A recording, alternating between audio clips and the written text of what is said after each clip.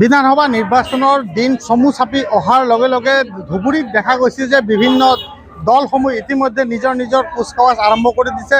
বিভিন্ন সভা সমিতি পাতি আছে, প্ৰচাৰ চলাই আছে। কিন্তু ৰাইজে এইবাৰ কি বিচাৰে? ধুবুৰীত যিহেতু বিজেপিৰ পৰা উত্তম প্ৰসাদ আৰু কংগ্ৰেছৰ পৰা বেবী বেগম আৰু AIUDFৰ পৰা নজৰুল হক ইতিমধ্যে ধুবুৰী বিধানসভা সমষ্টিত প্ৰতিদ্বন্দ্বিতা কৰিব। আৰু এই প্ৰতিদ্বন্দ্বিতাত কোনে জয়ী হ'ব সেয়া হৈছে পিছৰ কথা। কিন্তু ভোটাৰ ৰাইজে এইবাৰ কি বিচাৰে বা ধুবুৰীৰ কি উন্নয়ন হ'ল, বাকী থাকিল কি, সেই কথাসমূহ জানিবলৈ আমি আজি আহি উপস্থিত হৈছোঁ ধুবুৰী চহৰৰ পাৰ্শ্বৱৰ্তী যি আছে শৌলমাৰী কাছাৰীহাট গাঁও পঞ্চায়তৰ অন্তৰ্গত আমি আহি উপস্থিত হৈছোঁ। আৰু এইখন হৈছে বজাৰ। এই বজাৰৰ কিছু সামগ্ৰিক মই পৰিৱেশ দেখুৱাম আৰু ৰাইজৰ পৰা কিছু কথা জানিবলৈ যত্ন কৰিম যে এই ৰাইজসকল এইবাৰ কি বিচাৰে বা তেওঁলোকৰ মনৰ কথা কি। খুৰা, আপোনাৰ ওচৰলৈ আহিছোঁ, কি ক'ব? যিহেতু দেখা গৈছে যে নিৰ্বাচন সন্মুখত 9 তাৰিখে আপোনাৰ ভোটদান হ'ব। এইবাৰ আপোনালোকে কাক বিচাৰে, কোন দলটোক বিচাৰে? এইবাৰ ধুবুৰীত কংগ্ৰেছ হ'লে ভাল হয়। ধুবুৰীত যিহেতু দেখা গৈছে যে দুবাৰকৈ বিধায়ক আছিলে নজৰুল হক UDFৰ পৰা, তেওঁ কেনেকুৱা কাম কৰিছে? এইবাৰ আপোনালোকে সন্তুষ্ট নে তেওঁৰ প্ৰতি? কাম ভালে কৰিছে, নজৰুল হক ভাল কাম কৰিছে, কিন্তু এইবাৰ পৰিৱৰ্তন লাগে। যিহেতু চৰকাৰমুখী যিখন বিজেপি চৰকাৰ আছিল, তেওঁলোকৰ পৰা বিভিন্ন আঁচনি দিছে, সেইসমূহ আপোনালোকে পাইছেনে? পাইছোঁ, চব পাইছে। কিন্তু এইবাৰ কাৰ চৰকাৰ বিচাৰে? 26ত কংগ্ৰেছ বিচাৰে। কিন্তু আপোনালোকেতো আঁচনিবোৰ পাইছে, সুবিধা পাইছে। কংগ্ৰেছে আহিলে কি কি দিব বুলি আপোনালোকে ভাবে? সেইটো মই কেনেকৈ কম। আশা কি কি কৰিছে আপোনালোকে? কি কি লাগে, কি কি অসুবিধা আছে আপোনালোকৰ? আমাৰ বহুত অসুবিধা আছে, এইখিনি কংগ্ৰেছে দিব পাৰিবনে? চৰকাৰ আহিলে পাৰিব? মই আশা কৰোঁ পাৰিব। ধন্যবাদ জনাইছোঁ আপোনাক। আৰু লোক আছে, কি ক'ব এইবাৰ কেনেকুৱা চৰকাৰৰ দৰকাৰ বুলি ভাবে 26ত? আমি জানো না, চৰকাৰ কাক লাগে? কংগ্ৰেছ লাগে, বিজেপি লাগে? আমাৰতো কংগ্ৰেছে লাগে। কংগ্ৰেছ চৰকাৰ হ'লে ভাল হয়। আপোনালোকে আঁচনিবোৰ পাইছেনে? অৰুণোদয় পাইছে, ঘৰ পাইছে, ৰেচন কাৰ্ড এইবিলাক পাইছেনে আপোনালোকে? কিন্তু চৰকাৰ কংগ্ৰেছৰ লাগে। পৰিৱৰ্তন বিচাৰিছে এইবাৰ। কিবা অসুবিধা পাইছে নেকি বিজেপি চৰকাৰৰ পৰা? তেনেহ'লে পৰিৱৰ্তন কিয় লাগে? কিছু অসুবিধা পৰিৱৰ্তন লাগে নেকি? আমরা যাই ভাল ভোট পেলে ভালো হবে। আবার দেশের বিজেপিতে স্বাধীন, সন্তুষ্ট নয় দেশ আপনারা? স্বাধীন না, দেশটু স্বাধীন না, দেশ স্বাধীন লাগে? স্বাধীন লাগে দেশ। দেশ স্বাধীন হোৱা নাই নেকি? দেশ স্বাধীন হয়ে আছে, আৰু কেনেকুৱা আৰু স্বাধীন? শান্তি থাকলে আৰু ভাল। শান্তি লাগে। শান্তি লাগে। ঠিক আছে, ধন্যবাদ জনাইছোঁ। আৰু কিছু লোক আছে, তেওঁলোকৰ পৰা কিছু কথা জানিম। দাদা, আপোনাৰ ওচৰত কি কোন চৰকাৰৰ দৰকাৰ বুলি ভাবে 26ত? কোন চৰকাৰ হ'লে ভাল হয়? কংগ্ৰেস কংগ্ৰেছ চৰকাৰ। বিজেপি চৰকাৰৰ পৰা আপোনালোকে আঁচনিবোৰ পাইছেনে? অৰুণোদয় হওক, ঘৰে হওক, ৰেচন কাৰ্ডে হওক, পাইছেনে? সবে তো পাওয়া নাই না, আচ্ছা, আপোনালোকে পাইছেনে? আমি পাওয়া নাই। বিজেপি চৰকাৰ কিয় নালাগে?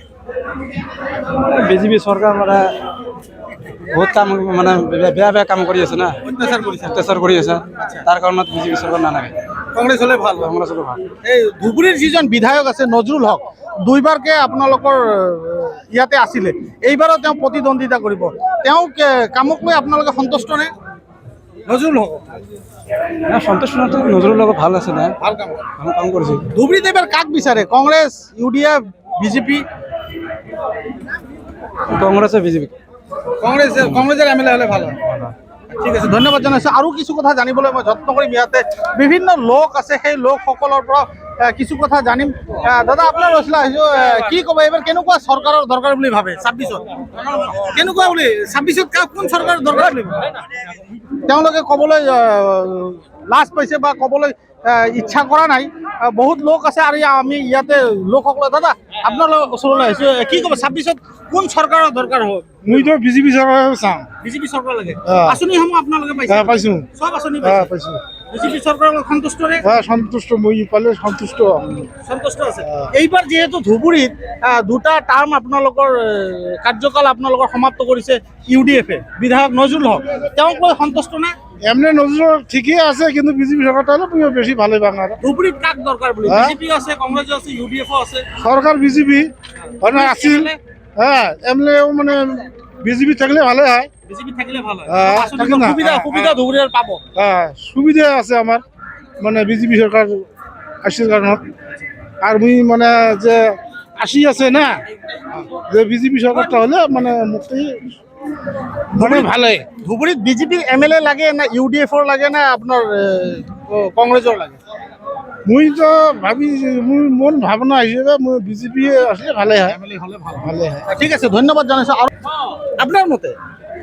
আমাৰ মতে তো এতিয়া কি কম, কংগ্ৰেস হওয়াটো ভাল। কিয়? কিয় মানে এইটো UDF আৰু বিজেপি সাম্প্ৰদায়িক দল হয়। মানে এওঁতো হিন্দুত্ববাদী আৰু মুছলিমৰ লগত এনি টাইম কাজিয়া বাজে থাকে।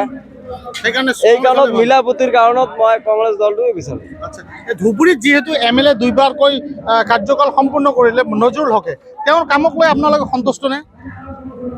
তেওঁৰ কামটো ভালে আছিল, কিন্তু এইবেলি আমি কংগ্ৰেছে আশা কৰোঁ। মানে এইবাৰ পৰিৱৰ্তন লাগে, পৰিৱৰ্তন লাগে। কংগ্ৰেছক ভোট দিব এইবাৰ। ভোট দিব। আচ্ছা, ঠিক আছে, ধন্যবাদ জনাইছোঁ। পাৰ্শ্বৱৰ্তী আপোনাৰ চহৰৰ পাৰ্শ্বৱৰ্তী কাছাৰীহাট গাঁও পঞ্চায়তৰ অন্তৰ্গত শ'লমাৰী, আৰু এই শ'লমাৰীৰ ৰাইজৰ পৰা আমি কিছু কথা জানিলোঁ। তেওঁলোকে কিছুমানে কংগ্ৰেছক বিচাৰিছে, কিছুমানে বিজেপিক বিচাৰিছে আৰু কিছুমানে UDF-ক বিচাৰিছে। কাৰণ যিহেতু দুটাকৈ কাৰ্যকাল UDF-ৰ যি নজৰুল হক আছে, তেওঁ কিন্তু এই কাৰ্যকাল সম্পূৰ্ণ কৰিছে ইতিমধ্যে, আৰু এইবাৰো প্ৰতিদ্বন্দ্বিতা কৰিবলৈ তেওঁ ফিল্ডত নামি পৰিছে, আৰু বিভিন্ন ঠাইত কিন্তু তেওঁ সভা সমিতি ইতিমধ্যে পাতিছে।